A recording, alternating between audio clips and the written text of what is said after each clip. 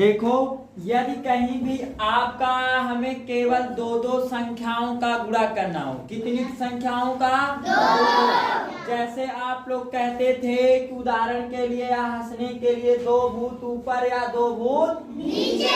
यदि हमें दो दो भूतों का आपस में कहीं भी गुणा करने के लिए कह दिया जाएगा तो हम मात्र एक ही बार में गुणा करके बता सकते हैं कि उनका मान कितना आएगा।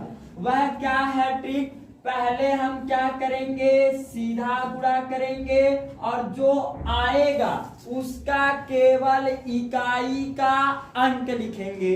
फिर उसके बाद हम ऐसे क्रॉस गुणा करेंगे, फिर उन दोनों को जोड़ लेंगे और जोड़ने पे जो आएगा उसका क्या लिखेंगे, इकाई का अंक। फिर उसके बाद हम सीधा गुणा करेंगे। क्या करेंगे? सीधा गुणा करेंगे और सीधा गुणा करने के बाद जो आएगा उस सभी को लिख लिया जाएगा। जैसे उदाहरण के लिए यदि हमें 11 गुणे 11 का हमें गुणा करना है तो आप लोग क्या करते हैं, बेसिक से पहले आखिरी वाले अंक का गुणा करते हैं, फिर दूसरे वाले अंक का गुणा करते हैं। लेकिन यहाँ पर हम एक ही बार में गुणा करके बता सकते हैं कि उनका मान कितना आएगा। कॉन्सेप्ट क्या कहता है कि पहले इन ऊपर नीचे वाले, जैसे कोई भूत ऊपर बैठा है और एक भूत नीचे, तो इन दोनों का हाथ लंबा होगा। इन दोनों आपस में क्या करेंगे, हाथ को मिलाएंगे। तो हाथ को मिलाने के लिए क्या करेंगे, नीचे वाला ऊपर हाथ फैलाएगा, ऊपर वाला नीचे। तो इसका मतलब क्या है कि हम नीचे वाले का हम ऊपर में गुणा करेंगे। तो एक का पहाड़ा एक बार पढ़ेंगे कितना आएगा?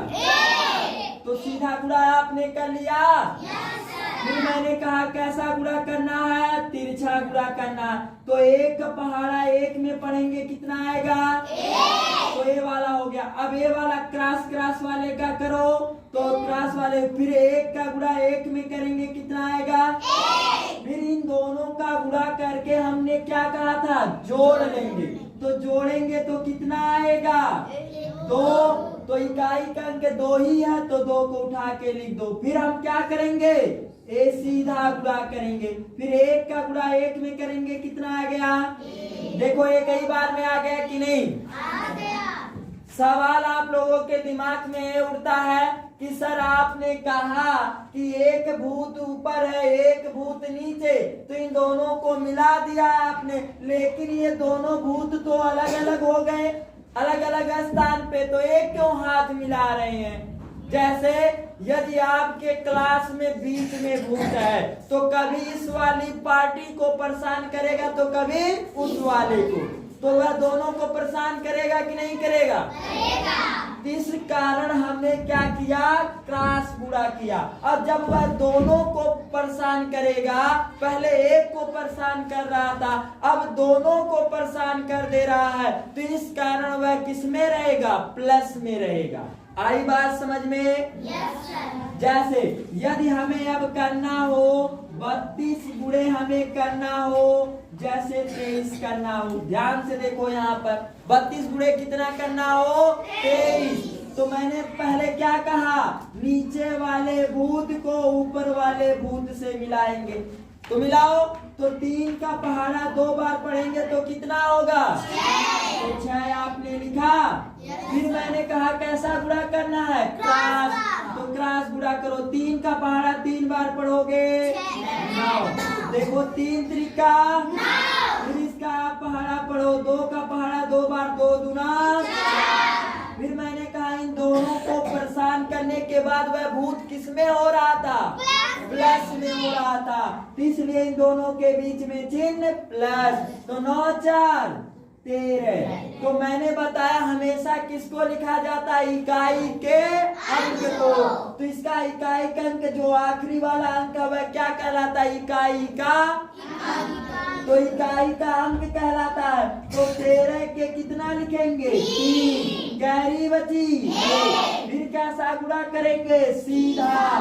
तो 2 का गुणा 3 में करेंगे तो 2 तिया और 6 में 1 जोड़ देंगे तो कितना आ जाएगा? समझ में आया सभी को? ये तो छोटी छोटी संख्याएं हो गई। अब बड़ी बड़ी संख्याओं का गुणा करो। जैसे मैंने लिख दिया 99 गुणे 89। क्या लिख दिया? 99 गुणे 89। तो वही कॉन्सेप्ट रहेगा। संख्याएं अलग अलग रहेंगी लेकिन आपका वही नियम रहेगा, एक ही बार में गुणा करके बता सकते हैं। तो देखो इन दोनों को मिलाओ तो 9 का पहाड़ा 9 बार, अर्थात सीधा गुणा करेंगे तो 9 का पहाड़ा 9 बार पढ़ेंगे तो 9 नवा 81। तो 81 का इकाई अंक कितना है? 81 के 1 कैरी बची। फिर मैंने कहा सी क्रॉस गुणा करो तो 9 नवा 81 आया, लिख लो। फिर 8 का पहाड़ा 9 बार, 8 नवा। तो मैंने कहा इन सभी को अब क्या करेंगे? जोड़ेंगे।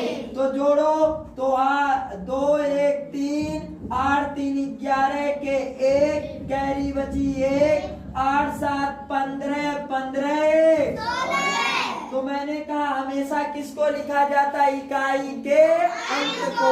तो 161 में इकाई का अंक कितना है?